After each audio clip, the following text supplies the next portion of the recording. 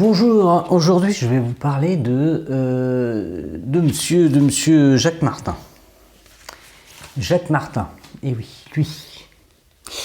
Alors sûrement vous le connaissez parce que vous avez peut-être vu l'école des fans, vous le connaissez en tant que présentateur de télévision, mais il a été aussi humoriste. Et il a été humoriste pendant très longtemps aux grosses têtes de RTL, voilà, les grosses têtes de RTL, qui ont sorti 2 disques de compilation, voilà, et c'est vrai que c'était un comique incroyable.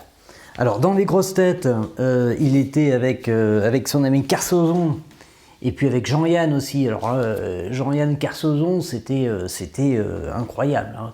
Quand il partait en live, il partait vraiment en live, hein. Le sketch sur Montluçon, c'est extraordinaire. Je vous reparlerai des grosses têtes, mais aujourd'hui, je voudrais vous présenter Jacques Martin. Jacques Martin, en fait, c'est un humoriste. Avant tout. Il a été présentateur, effectivement, du Petit Rapporteur, qui était une émission humoristique. L'information de la semaine n'est pas très gaie, il faut bien le dire. Les spécialistes sont unanimes, Stéphane Collaro. C'est vrai. Le festival de Cannes a été un désastre. Un fiasco. Une lamentation. Oh, Les une Français ignominie. Une ignominie. Les Français n'ont pas été récompensés. Bah oui, les gens se sont ennuyés. Les vedettes sont revenues furieuses. Il faisait mauvais, il paraît. Il faisait c'est pas mauvais. beau, ouais. Bref, ce festival de Cannes a été, disons-le, une tragédie. Et il a continué surtout avec Musique and Music, qui a lancé Stéphane Collaro, et qui était une émission de variété, parce que Jacques Martin, c'est un fan de musique. Oui, il connaît Georges Bizet sur le bout des doigts. Je veux parler de Carmen et de l'Arlésienne, qui sont des morceaux de musique extraordinaires. Et oui, il pouvait vous parler de musique classique pendant des années, parce que c'était un fan. Et Jacques Martin, il a, en 78, fait un spectacle à Bobino. C'est celui-ci. Et ce disque-là, je suis tombé dessus par hasard. Je ne savais même pas que c'était qu'il avait fait un spectacle. Et franchement, on découvre un Jacques Martin avec un humour, mais d'une finesse incroyable. Son premier sketch, c'est un sketch sur le président de la République de l'époque. Donc 78, c'est Valéry Giscard d'Estaing. Et Valéry Giscard d'Estaing, il était connu pour avoir fait une petite excursion comme ça, on dirait de la communication. Et il jouait de l'accordéon. Et en fait, voilà, c'est pour ça que Valéry Giscard d'Estaing et l'accordéon, je ne sais pas d'où ça sort exactement, mais on a sûrement une vidéo sur l'INA avec Valéry Giscard d'Estaing faisant de l'accordéon. Et il reprend cette idée-là, et puis plein de petites choses sur le septennat, puisqu'à l'époque c'était 7 ans, le septennat de Valéry Giscard d'Estaing.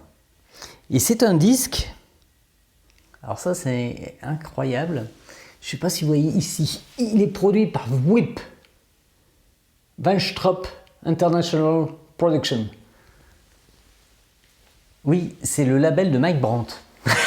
C'est impressionnant, hein. Voilà. En tout cas, l'enregistrement public à Bobino, voilà, je vous mets un petit extrait, et puis je pense qu'on reparlera de Jacques Martin plus abondamment dans les grosses têtes, mais je voulais faire un petit peu cet hommage à Jacques Martin, parce que c'était quand même un humoriste incroyable.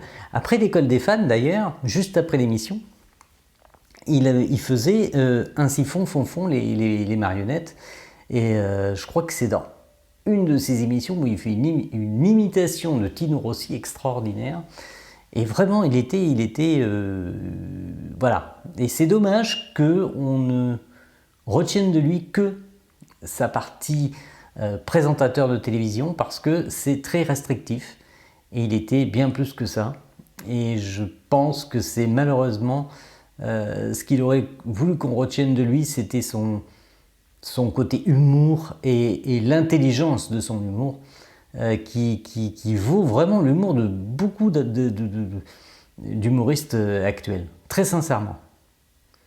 Merci, je vous laisse en compagnie, comme d'habitude, d'un petit extrait, et puis on se retrouve bientôt pour une autre émission. Merci, ciao.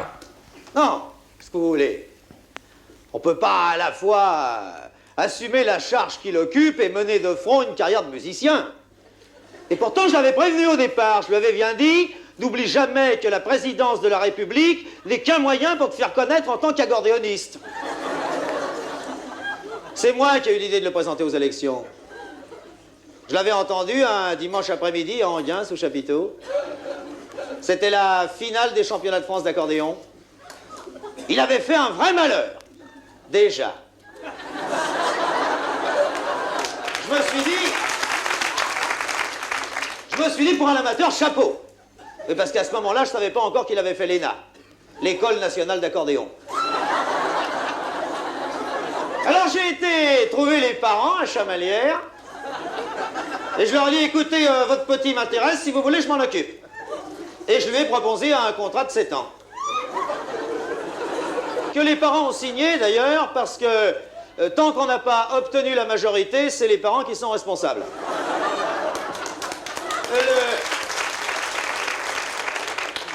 Au début, j'avoue que je savais pas tellement comment j'allais le présenter. Je pouvais tout de même pas refaire avec lui le coup de Mireille Mathieu. Vous voyez, je suis venu à Paris pour aider mes frères et mes sœurs et pour payer une maison à mes parents qui sont dans la misère, Alphonse Daudet.